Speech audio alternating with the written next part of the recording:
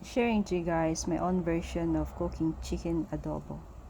Minamarinate ko siya ng soy sauce, nilagyan ng paminta, at garlic powder.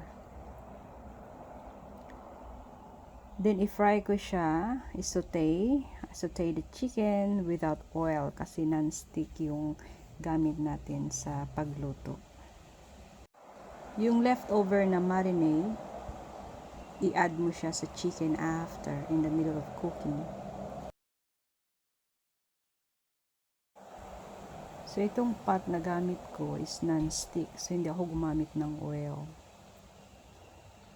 At saka hindi ko ginigisa yung mga lamas, yung onions, garlic, at capsicum.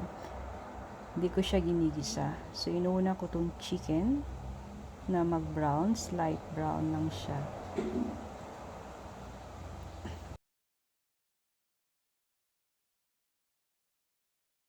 Puntong ito guys, i-add ko siya ng olive oil. So, nilalagyan ko siya ng olive oil, extra virgin oil, kasi kanina nga hindi natin lagyan ng cooking oil. So, parang panglasa lang konti, at saka hindi masyadong sticky. Then, i-add ko yung garlic, onions, at capsicum, at sal. Yes guys, this is my own version, kaya hindi ko siya ginigisa or sinusote yung mga lamas. Hinahalo ko lang siya. Pero itong flame natin, high flame. So, maya-maya, i-add natin yung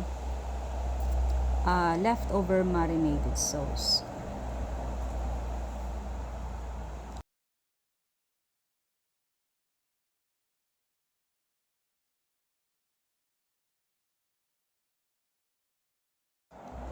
Dito, hinayaan ko muna ma-absorb yung sauce sa chicken.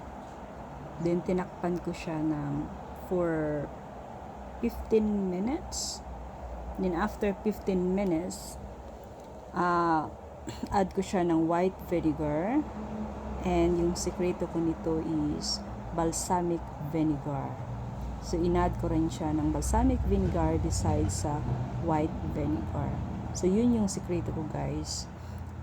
Then, nag-add din ako ng bay leaves, yung laurel. So, this is my own version of chicken adobo.